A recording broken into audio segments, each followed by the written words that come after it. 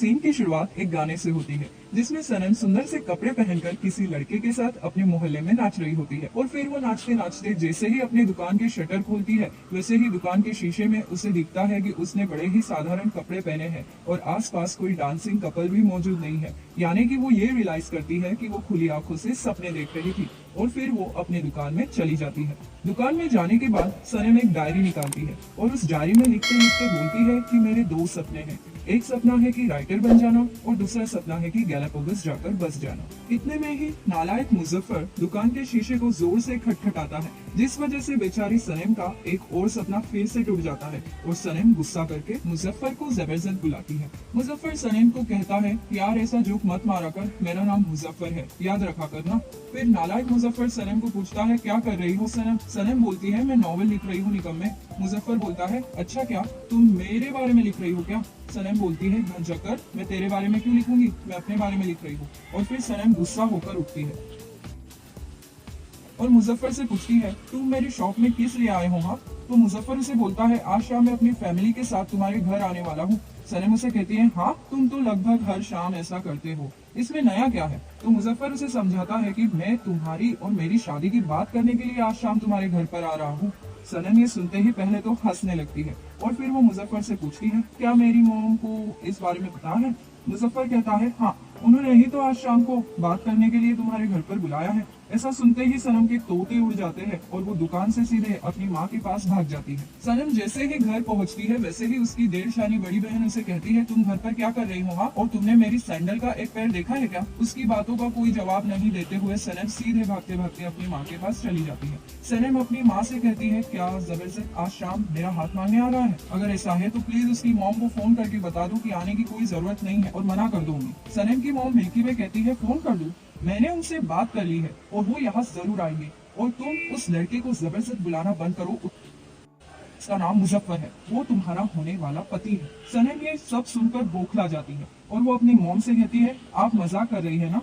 सनम की मॉम कहती है, नहीं मैं मजाक नहीं कर रही हूँ, मैंने तुमसे कितनी बार कहा है कि अपने लिए एक नौकरी ढूंढ लो, पर तुम हो कि मेरी बात मानती ही नहीं हो।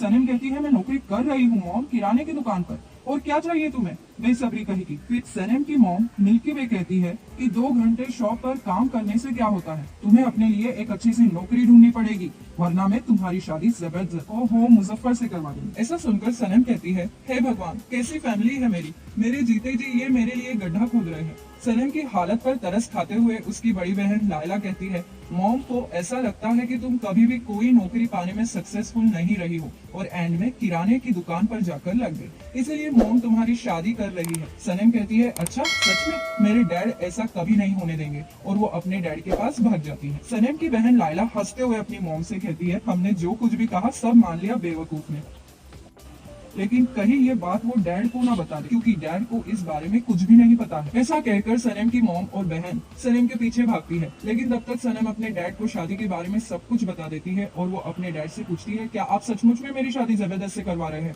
अपनी बीवी मिल्की वे को सनम के पीछे खड़ा देखकर सनम के डैडी घबरा जाते हैं, बेचारे जोरू के गुलाम, और वो सनम से कहते हैं, हाँ बिल्कुल मैं तो इस शादी से बहुत खुश हूँ। सनम अपने डैड से कहती है, लेकिन डैड मैं तो जबरदस्त से प्यार भी नहीं करती, फिर क्यों आप मेरी शादी उस मुसीबतों के पहाड़ से करवा रहे हो? तो हमेशा की तरह उसकी बेसब्री मॉम बीच बीच में करते हुए कहती है, हाँ क्यों नहीं करवाएंगे तुम्हारी शादी जबरदस्त से, जबरदस्त के पास एक नौकरी है, वो हमारा पड़ोसी है, और क्या चाहिए तुम्हें? सनम कहती है, बस करे, मैं जानती हूँ कि आप लोग मेरे साथ ऐसा क्यों कर रहे हैं, मेरे पास एक अच्छी जॉब नहीं है, बस यही वजह है मेरे शादी की, तो क्या हुआ, मैं एक जॉब ढूंढ लूंगी। और वो गुस्से में घर से निकल जाती है। घर के बाहर सनम को उसकी फ्रेंड अयान मिलती है। अयान हंसते हुए सनम से कहती है, तुम्हें पता है मुजफ्फर शादी कर रहा है? सनम थोड़ी देर अयान की ओर देखती है और उसे कहती है, पगलू पहन के मैं ही वो लड़की हूँ जिससे वो शादी कर रहा है। फिर अयान कहती है, हाय दैया ये कैसे हुआ?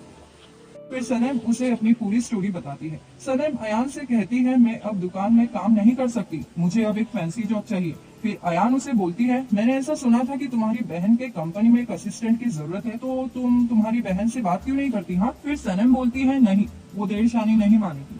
अयान कहती है, क्यों नहीं मानेगी? फिर सनम कहती है, हाँ शायद वो मान भी सकती है। और फिर सनम भागते भागते अपने घर की ओर जाती है, मेरे पैसे अगर मुझे अच्छी, और कहती है, आप मेरी शादी नहीं करवाएंगे ना, ऐसा ही है ना? सनम के पेरेंट्स कहते हैं हाँ बिल्कुल नहीं करवाएंगे बेटा। फिर सनम उन्हें न्यूज़पेपर बताती है और कहती है जरा इसमें देखिए, इस न्यूज़पेपर में लिखा है कि दीदी के ऑफिस में जॉब वैकेंसी है। सनम की बात सुनते ही लायला के पैरों के नीचे से जमीन खिसक जाती है। वो अपने पापा से कहती है अरे नहीं नहीं, ये छोटा लंगूर मेरे ऑफिस में काम नहीं कर सकता, वो जॉब तुम्हारे लिए ठीक नहीं है। फिर सनम कहती है क्या, क्यों ठीक नहीं है? मैं ये जॉब कर सकती हूँ, चलो चलो मुझे अभी अपने ऑफिस ले चलो। लायला कहती है नहीं, मेरी कंपनी में मेरी इज्जत है, मैं तो सनम को नहीं ले जा सकती।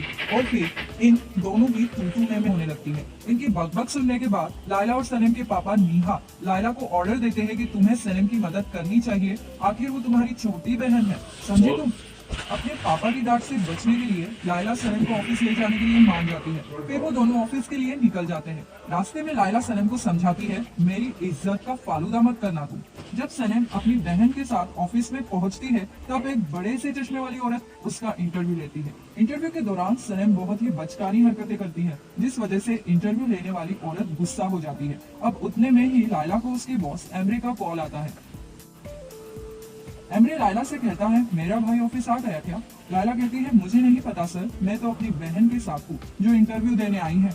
एमरे कहता है क्या, तुम्हारी बहन इंटरव्यू देने आई है? अगर वो तुम्हारी तरह मेहनती है तो उसे इंटरव्यू देने की कोई जरूरत नहीं है, यूँ समझो कि उसे जॉब मिल गया। और फिर एमरे कहता है कि मैं ऑफिस में आ रहा हूँ, वो IMP पेपर रेडी रखो जिस पर हम काम कर रहे हैं। लैला कहती है जी सर, थैंक यू सर, और फोन रख देती है। फिर एमरे अपने भाई को कॉल करता है लेकिन उसका भाई उसका फोन नहीं उठाता है, वो राफ्टिंग कर रहा होता है। फिर सीन ऑफिस में शिफ्ट होता है के लिए बाहर खड़ा करके अपने बॉस एमरे के ऑफिस में चली जाती है। एमरे ऑफिस में आता है और वो देखता है कि उसके डैड पहले से ही ऑफिस में है। एमरे के डैड उसे कहते हैं देखो तुम्हारी एक्स गर्लफ्रेंड को इस साल की सबसे अच्छी एडवर्टाइजर के तौर पर मैगजीन पर लाया गया है और वो एक एक करके हमारे सारे कस्टमर चुरा रही है, बड़ी ही चालाक लड़की है वो। फिर एमरे कहता है डैड ऐसा कुछ नहीं है।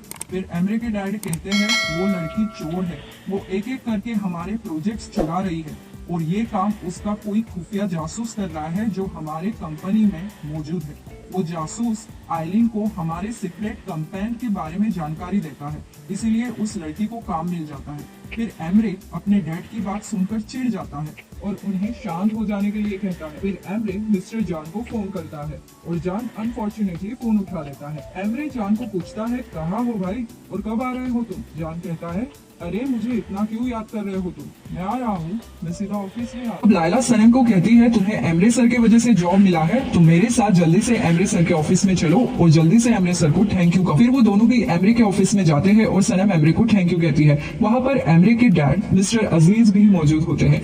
एमरे सनम की मुलाकात मिस्टर अजीज से करवाता है। मिस्टर अजीज सनम से पूछते हैं कि तुम कौन से डिपार्टमेंट में काम कर रही हो। सनम को कुछ समझ नहीं आता है तो वो कह देती है कि मैं सबसे छोटे डिपार्टमेंट में काम कर रही हूँ। मिस्टर अजीज को लगता है कि सनम ने जोक कट किया है और वो जोर जोर से हंसने लगते हैं। अब जैसे ही लायला वहाँ से जा रही होती है मिस्टर अजीज उसे कहते हैं डायरेक्टर से कहो कि टी बैंक के जितने भी एडवर्टाइजमेंट है उन्हें अच्छे से स्कैन करे और मुझे भेज दे। इतने में ही सनम कहती है टी बैंक ने इस महीने में लाइफस्टाइल, होम डेकोरेशन, आर्किटेक्चर और फैशन डिजाइनिंग मैगजीन्स में ऐड दिए हैं। मिस्टर अजीज और एमरे सनम की बात सुनकर शॉक हो जाते हैं। एमरे सनम से पूछता है तुम्हें ये कैसे पता? इतने में ही लायला सबको बोलती है कि सनम की फोटोग्राफिक मेमोरी है, वो कभी भी किसी चीज को भूलती नहीं है। लायला की बात सुनते ही सनम की एग्जाम लेने के लिए एमरे उठता है और वो उसे कहता है क्या तुमने ये मैगजीन पढ़ी है? सनम कहती है हाँ मैंने पढ़ी है। एमरे पूछता है बताओ फैशन पेज पर क्या है?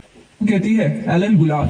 एमरे पूछता है कौन से पेज पर है? सनम कहती है 46। अब लायला जेजे के पास सनम को लेकर जाती है और जेजे पूरे ऑफिस की इंफॉर्मेशन सनम को देता है। जेजे सनम को बताता है कि मिस्टर अजीज उनके बिग बॉस है और मिस डेरन क्रिएटिव एक्टिविटीज के लिए है। सारी चीजें मिस डेरन कंट्रोल करती है जैसे कि डायरेक्टर्स, प्रोड्यूसर्स और ग्राफिक डिजाइनर तक को भी। इतने में ही गुलीज आती है। जेजे सनम को बताता है कि गुलीज मिस्टर अजीज की असिस्टेंट है, वो दोनों भी एक दूसरे से मिलते हैं। फिर जेजे सनम को मिस्टर जान के बारे में बताता है। मिस्टर जान का नाम ही सीन में मिस्टर जान की एंट्री होती है। जेजे सलीम को बताता है कि मिस्टर जान मिस्टर अजीज के बड़े बेटे हैं और वो एक मशहूर फोटोग्राफर है। इतने में ही मुंह मारने वाली डेरेन आती है और जेजे से पूछती है नए स्टाफ के बारे में। उनसे कहता है सनम ही नई स्टाफ है। फिर डेरेन जेजे को और सनम को अपने ऑफिस में लेकर चली जाती है। जान आते ही अपने डैड मिस्टर अजीज और अपने भाई एमरे से मिलता है। इतने में ही सीन डेरेन के ऑफिस में शिफ्ट होता है और डेरेन सनम को एक फाइल देती है जिसमें मेहमानों की लिस्ट होती है। डेरेन सनम को कहती है तुम्हें इन सबको फोन करके आज की पार्टी के लिए इनवाइट करना है। फिर सनम डेरेन से कहती है जी मैडम और फिर सीन लायला पर शिफ्ट होता है। हाँ, उसके बॉस एमरे उसे कहते हैं, लायला तुम्हारी जिम्मेदारी बढ़ने वाली है, तुम अब जनरल मैनेजर की असिस्टेंट बनोगी। लायला मिस्टर एमरे से कहती है, क्या क्या आप कंपनी के बॉस बनने वाले हैं? एमरे कहता है, हाँ बिल्कुल, मेरे डैड बाहर जा रहे हैं, मेरा भाई कभी कभी आता है, तो कंपनी का बॉस मैं ही बनूंगा, और कौन बनेगा मेरे अलावा। और फिर एमरे अपने पॉकेट में से एक रिंग निकालता है, मानो जैसे वो बॉस बनते ही किसी को प्रपोज करने वाला है। अब सीन मिस्टर अजीज पर शिफ्ट होता है, जो टेंशन में अपने ऑफिस में बैठे होते हैं। चांद आता है और उन्हें घर चलने के लिए कहता है। मिस्टर अजीज जान को बैठने के लिए कहते हैं और फिर दोनों भी बातचीत चालू कर देते हैं। मिस्टर अजीज जान से कहते हैं, मैं नहीं चाहता कि तुम जाओ, मैं चाहता हूँ कि तुम यहीं सेटल हो जाओ। फिर जान कहता है, कम ऑन डैड, मैं इन चीजों के लिए नहीं बना हूँ। फिर मिस्टर अजीज कहते हैं, जान कंपनी की हालत ठीक नहीं है। फिर जान पूछता है, लेकिन कैसे, क्या हुआ? तो मिस्टर अजीज कहते हैं, एमरे की एक्स गर्लफ्रेंड आईलीन ने एक नई एजेंसी खोली है, मैंने एक नया कैंपेन शुरू किया था और फिर मुझे पता चला कि उसने नकल कर ली। इससे पहले कि हम डॉक्यूमेंट्स तैयार कर पाते उसने डील कर ली। यहाँ कोई तो एक ऐसा जासूस है जो हमारी कंपनी की सारी खबरें उसे पहुंचाता रहता है। बेटा प्लीज मेरी मदद कर लो, वरना 40 साल की मेरी पूरी मेहनत खत्म हो जाएगी। फिर जान पूछता है, एमरे ने क्या कहा इस बारे में? मिस्टर अजीज कहते हैं कि वो इस बात को मानने के लिए तैयार ही नहीं है कि यहाँ उसका कोई जासूस है। तो जान पूछता है, आप मुझसे क्या चाहते हैं? मिस्टर अजीज कहते हैं, मैं चाहता हूँ कि तुम ये कंपनी संभाल। मैं उस जासूस को ढूंढ नहीं सका, पर शायद तुम ढूंढ सकते हो बेटा। जान कहता है, कम ऑन डैड, एमरे यहाँ पर सालों से है और मैं ये काम नहीं कर सकता। मिस्टर अजीज कहते हैं, एमरे एमरे एमरे सिर्फ फाइनेंस में अच्छा है, वो इस कंपनी को नहीं चला सकता, और तुमने तो ये काम पहले भी किया है। जान कहता है, डैड इस बात को कई साल बीत चुके हैं। मिस्टर अजीज कहते हैं, जान प्लीज मुझे मना मत करो, मेरी कंपनी डूब रही है और मुझे तुम्हारी जरूरत है बेटा। फिर जंगली जान कहता है, ठीक है डैड, मैं आपको सोचकर बताऊंगा, और वो दोनों हाथ मिलाते हैं। अजीज और जान मैनेजमेंट वाले लड़के से बात कर रहे होते हैं। मिस्टर अजीज जान से कहते हैं, मैंने तुम्हारे और तुम्हारी गर्लफ्रेंड पोलन के लिए ऊपर की 2 सीट्स की अरेंजमेंट की है। ऐसा सुनते ही जान के मन में लड्डू फूटते हैं और उसके गाल शर्म से लाल लाल हो जाते हैं। जान अपने डैड से कहता है, अरे डैडी इसकी क्या जरूरत थी? मिस्टर अजीज कहते हैं, अरे नहीं नहीं, क्यों जरूरत नहीं है, आखिर तुम दोनों साल भर बाद मिल रहे हो। फिर मिस्टर अजीज कहते हैं, मुझे मेन हॉल में रहना होगा क्योंकि मुझे स्पीच देनी है। फिर वो दोनों भी हंसकर गले मिलते हैं और जान बाहर चला जाता है। फिर सीन सनम पर शिफ्ट होता है, जो कि बहुत थक चुकी है ऑफिस का काम कर करके। सनम अपने पैरों के शूज निकालती है और बोलती है, ओ माय गॉड, आज तो मुझे संधिवात हो जाएगा, इससे अच्छी तो मैं किराना दुकान पर ही थी। इतने में ही जेजे आता है और वो कहता है, ये क्या कर रही हो तुम? देखो सब लोग पार्टी में चले गए हैं, जल्दी करो, बस हम दोनों ही बचे हैं। अकेली सनम कहती है, अरे नहीं नहीं, मैं नहीं आ पाऊंगी, तुम जाओ, वैसे भी मैंने आज ही ज्वाइन किया है, क्या फर्क पड़ता है अगर मैं पार्टी में नहीं गई तो। फिर जेजे उसे समझाता है। वो थकेली सनम को कहता है कि ये हमारी ड्यूटी है, अगर हम वहां गए तो हम उनके नजरों में आएंगे, और अगर हम नहीं जाएंगे तो वो समझेंगे कि हमें कोई परवाह ही नहीं है और वो फिर हमें काम पर से निकाल देंगे। काम पर से निकलने के डर की वजह से सनम जेजे से कहती है, अरे रुको रुको, मैं आ रही हूँ। फिर सीन जान की गर्लफ्रेंड पोलन पर शिफ्ट होता है, जो एयरपोर्ट से जान को फोन करती है और बताती है कि मैं अभी होटल आ रही हूँ और तैयार होकर तुम्हें कॉल करूंगी। और फिर सीन ग्रैंड पार्टी पर शिफ्ट होता है। सनम वहां तैयार होकर खड़ी होती है और उसकी एटीट्यूड वाली बहन उसको नजरअंदाज कर देती है। सनम जेजे से कहती है, अरे जेजे मेरी बहन तो ऐसे बर्ताव कर रही है जैसे मैं हूं ही नहीं। जेजे बोलता है, छोड़ो ही सनम, पार्टी स्टार्ट होने वाली है और तुम्हारी जगह वहां ऊपर बी ब्लॉक में है, चलो चलते हैं। फिर सनम जेजे से बोलती है, अरे यार रुको, मुझे जोर का सुसु लगा है। फिर जेजे बोलता है, क्या सनम, ठीक है तुम जाओ, मैं ऊपर रुकता हूँ। और फिर जेजे ऊपर की ओर जा ही रहा होता है कि गुलिस आती है और जेजे को बोलती है कि सारा स्टाफ ब्लॉक बी में बैठने वाला है। जेजे बोलता है कि अरे यार, मैंने तो सनम को ब्लॉक बी कहा, पर कोई बात नहीं, सनम ढूंढ लेगी। ऐसा कहकर वो पुलिस के साथ निकल जाता है। इतने में ही एक मेटिन नाम का आदमी आता है, जो जान का दोस्त था, और वो जान को गले लगाता है। फिर मेटिन जान से पूछता है, तुम कब जा रहे हो जान? जान कहता है, बस 2 दिन में जा रहा हूँ। इतने में ही उनके पार्टी में एमरे की एक्स गर्लफ्रेंड टकली आईलीन आ जाती है।